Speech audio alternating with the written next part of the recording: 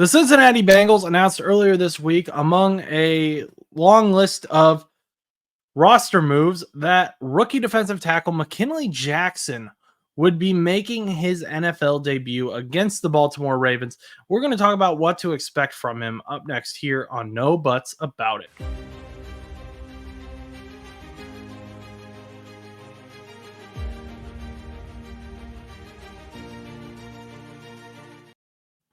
What's up, everyone? Welcome to No Buts About It. Before we get started, I have to give the obligatory ask for the subscription. Thank you for stopping by. We appreciate everyone who already has subscribed. We just crossed 400 subscribers, so that is big. But let's get into the video. So to set up the context first here, I mentioned that the Bengals made a few roster moves, including dropping punter Brad Robbins, or waiving him, I should say, and giving Ryan Rico the official job on the roster. But they also waived former third-round pick defensive tackle Zach Carter.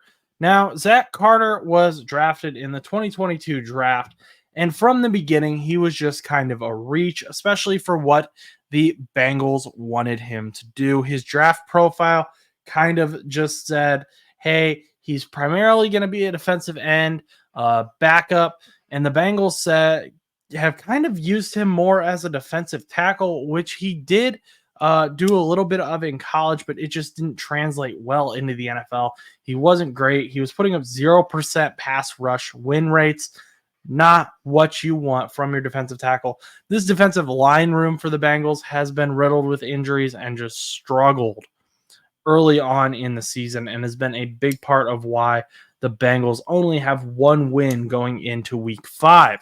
Now, all season, the Bengals should have been preparing for how to stop these two guys, Derrick Henry and Lamar Jackson. Both are rushing threats. Derrick Henry being added to the Baltimore Ravens was also a huge offseason move that has worked out well for them, with him putting up almost 200 yards against the Buffalo Bills last week. So now we get to the Bengals' first matchup against the Ravens of the season. And what are they going to do? How are the Bengals going to stop Derrick Henry? DJ Reader is no longer a part of this team. He was a huge part in stopping the rush. Well, it looks like the Bengals are going to be looking to rookie defensive tackle McKinnley Jackson out of Texas A&M. Now, at Texas A&M, Jackson was a 4-year starter. He was also a captain with the team as well. So, very well-respected player and an exciting ad for the Bengals. What's interesting to me while I was researching for this video, though, Jackson's draft profile is kind of all over the place. He's kind of a mystery to some of these people who do this for a living, who scout for a living. And so I'm going to kind of compile all of those different reviews and put them into one. But I want to just straight up say from the beginning, we've got everything from Zach Carter should have been an undrafted McKinnley Jackson should have been an undrafted free agent, to McKinnley Jackson should have been a top 100 pick. He ended up being a fringe top 100 pick, being a round 3 pick 97. So the Bengals see something in him. They tend to agree more with those scouts that say he was a top 100 talent. And also, there's something that should be contextually noticed as well. There are not a ton of talented nose tackles in that draft class. Really, the only nose tackle coming into this draft class was Texas's nose tackle T'Vondre Sweat, who was seen as the only one, in my opinion, who could come in and start right away. And he's been doing phenomenal things for the Tennessee Titans, already in those defensive rookie of the year conversations. So McKinnley Jackson being taken in the top 100 isn't necessarily shocking when there are teams that need defensive tackles, who need nose tackles specifically, like the Cincinnati Bengals. And he is going to end up being the Bengals' best chance currently on the roster of replacing DJ Reader. Now, do they make a move at the trade deadline? That is yet to be seen. But right now, where things stand, I really think McKinnley Jackson is the Bengals' best option at replacing DJ Reader long term. Now, McKinnley Jackson is not going to be lining up head-to-head against the center. He is not a zero. He's just going to be on either side of him, in my opinion. He's going to be a one guy at the best, as the best nose tackle position you can get. And part of that is just because his hand placement isn't great. That was the big thing that a lot of the draft scouts were kind of noticing, that they were really pushing, that he just was not great at getting his hands on the offensive linemen and then getting a move to shed them. He would just kind of square up on them and at best push them back. That being said, he is able to take on double teams and be very strong at doing that. He did that very well at Texas A&M, with the exception being a game against Alabama. That O-line kind of killed him, to be honest, but that appeared to be an outlier game from what I saw and what I researched earlier in the year when we were looking at this overall draft grade for the Bengals, from what I remember. So McKinnley Jackson's going to get his hands on the offensive lineman, square up. He has a low center of gravity. He's not going to get pushed back, but he can push the O-lineman back into their quarterback. Now, going against Lamar Jackson, that's not necessarily a huge deal. Lamar Jackson is super mobile. He'll get out of the way. Containing him in the pocket is really hard to do, but going against a pocket passer, that could be a huge thing for the Bengals. Also, I'm not really expecting McKinnley Jackson to be in on a ton of passing plays anyway, especially as if BJ Hill is healthy.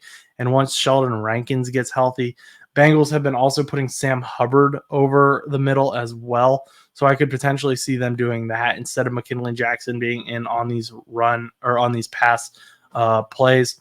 But if it is a rush, McKinnley Jackson is going to be in. If it is clear the Baltimore Ravens are going to run, or if any other team is going to run on this play, I expect to see McKinnley Jackson lined up next to Chris Jenkins.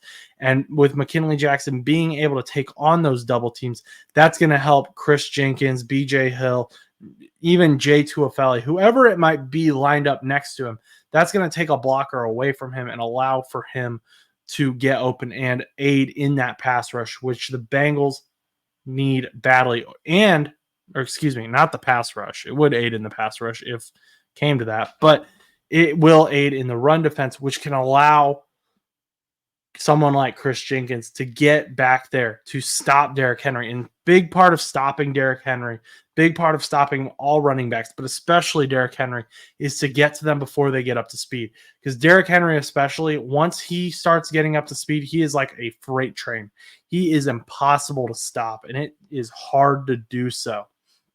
So McKinnley Jackson, if he can take on those double teams early and allow Chris Jenkins or Jay Tuafele or BJ Hill to get back there in the pocket to stop Derrick Henry mid handoff or however they need to do it, that could be huge to winning this football game. So a little bit of a con for McKinnley Jackson. We talked about his hand placement, but I just am not a huge fan of his size. Now, he does have good weight. He's 326 pounds, which is a good amount of muscle to have there at that nose tackle position. However, he's only 6'1.5" and he has really short arms for a defensive tackle, which is concerning. 33 7/8 of an inch. Just overall, as far as measurables, he is not great.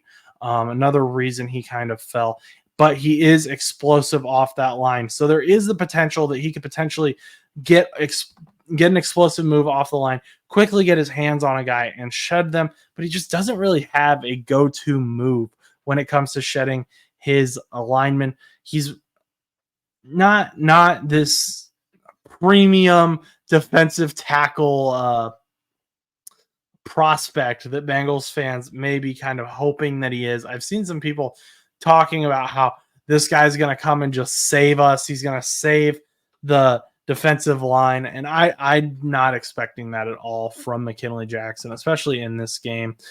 Just overall, it's a bad matchup to be coming into for your NFL debut, going against one of the best rushing attacks in the NFL, and as a rookie who may have arguably been a reach, trying to stop that single-handedly, not necessarily going to go well. Just hoping that he can apply some pressure that allows the Ravens to have to change their scheme a little bit, or that even just allows guys to get into the backfield to stop Derrick Henry. That's really all I'm expecting from McKinnley Jackson in this game. If we can see him take on some double teams, that would be enough for me. If we see him successfully taking on the center and a guard, I'll be golden. That's all I want from McKinnley Jackson. If he can regularly do that against a very talented Baltimore Ravens offensive line, which has had chemistry issues, but individually, everyone on that line is pretty strong, pretty talented. So if McKinnley Jackson comes in and just takes on that double team, I will be excited. I will be happy for him. I will call it a win for McKinnley Jackson in his NFL debut. That being said, I do expect the Bengals to apply some linebacker help as well. Someone who may be useful at that hasn't necessarily gotten a ton of playing time, but someone who I'm very excited about is Muma Jungmeta. Not a quick guy. He is not a speedy guy who's going to be chasing after Lamar Jackson. People were suggesting him to be the quarterback spy online to chase Lamar Jackson. He just doesn't have the speed to do that, but he does have the speed to crash down on that line, especially if you have McKinnley Jackson and Chris Jenkins taking on their blockers and opening up a gap. That is something we could see, and he could potentially aid in slowing down Derrick Henry. I think a better quarterback spy that the Bengals have, someone who'd be better at chasing Lamar Jackson as he exits the pocket, would be Akeem Davis-Gaither. So I expect to see a little bit of that as well. But let me know what you're expecting this week from McKinnley Jackson and from this Bengals run defense. Once again, I'm just kind of hoping for damage control from this team. McKinnley Jackson doesn't need to do a whole lot to impress me, and that's just kind of the shallowness of the defensive tackle room at this point. I do think that since the Bengals waived Zach Carter, that shows that they do have faith in McKinnley Jackson to be able to come in and make a impact early on in his career. But we'll see what happens. Can the newest third-round pick replace the 2022 third-round pick and take on those double teams like we need him to? If this video taught you anything, if you learned anything at all, if you enjoyed the video, or if you just want to help out a small YouTube account, we would appreciate it if you liked and subscribed. Also, comment, because I love hearing from you guys in the comments. First of all, it helps me grow as a fan and helps me grow as a creator. And I love talking about football in general. So feel free to comment your thoughts, whether you agree or disagree with me. What are you expecting from McKinnley Jackson this week against the Baltimore Ravens? And as always, go do something nice for someone.